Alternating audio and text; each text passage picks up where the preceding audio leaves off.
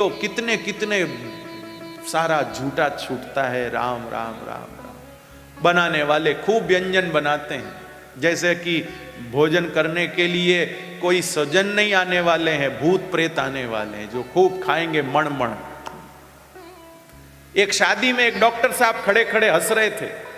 Doctor साहब को पूछा आप क्यों हंस रहे हो? डॉक्टर साहब ने कहा जो शादी में आए इसमें से आधे लोग मेरे पेशेंट है, सबको बीपी है, शुगर है, एक भी ये व्यंजन खाए जैसा नहीं है, और बताओ सेठ जी ने इतने व्यंजन बना दिए, खाएगा कौन? मैं यही सोच के हंस रहा हूं।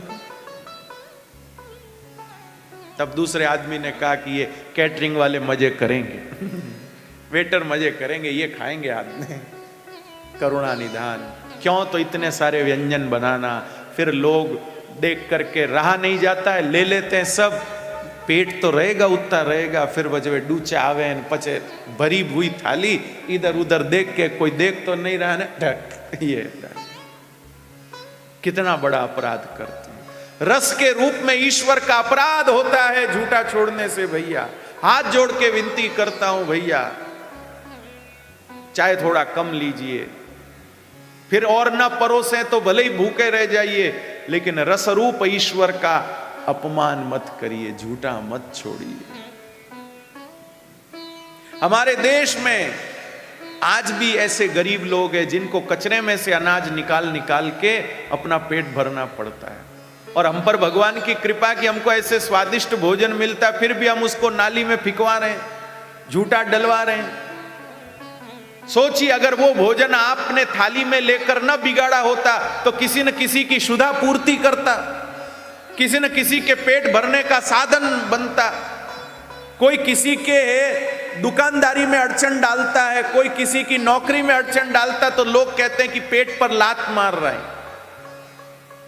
लेकिन वो पेट पर लात मारना नहीं है, भोजन झूठा छोड़ के बिगाड़ देना। जो भोजन किसी का आहार बन सकता था, उस भोजन को आपने थाली में लेके बिगाड़ के पटक दिया, वो असली पेट पर लात मारना है। इसको कहते पेट पर लात मारना। जो झूठा छोड़ रहे हैं वो किसी न किसी के पेट पर लात मार रहे हैं।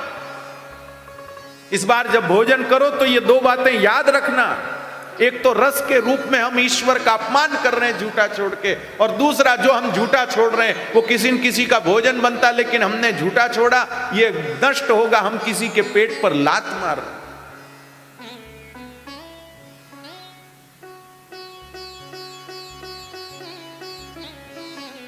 किसी भूखे आदमी को, एक आदमी, ये सच्ची घटना सुना रहा हूं मैं आपको, एक आदमी पाप करने जा रहा था, कोई गलत काम करने जा रहा था, क्योंकि उसको बहुत दिनों से उसने भोजन नहीं किया था।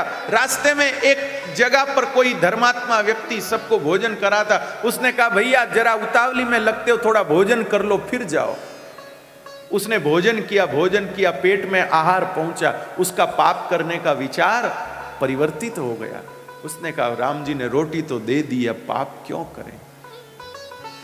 जो अन्न किसी के उदर में जाकर उसको पाप करने से रोक सकता था, उस अन्न को नष्ट करके आपने एक व्यक्ति को पाप करने के लिए प्रवृत्त किया, ये भी अपने माथे।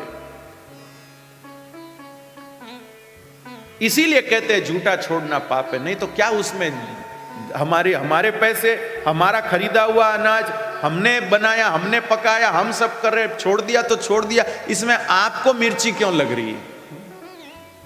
उसमें किसी का क्या बिगड़ता, ये सब हमारा है।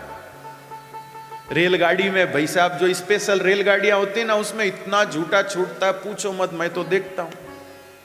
हम तो नहीं खाते वो रेलगाड़ी का, हवाई जहाज का, लेकिन जो लोग लेते भैया, एक आदमी भोजन कर सके उतना, उससे ज्यादा भोजन वो खाने को देते हैं, और वो खाने वाला आदमी आधा पराठा खाता है, थोड़ी सब्जी खाता है, थोड़े चावल खाता है, ऐसे छोड़ता है। इतना दुख होता है भाई, मैं क्या बताऊं आपको। ऐसी हवाई जहाज में दशा है। हालांकि हवाई जहाज में तो कई लोग खा लेते हैं सब, पर फिर भी बहुत लोग झूठा भी छोड़ते हैं। रेलगाड़ी में तो भाई रे पापों काटे पूरो, प्रभु रक्षा करे। बहुत दर्द होता है, कैसे हमारे देश के लोग हैं अन्न को नष्ट करते हैं। तो इसलिए भैया घर को होटल जैसा मत बनाइए, खड़े खड़े खाना,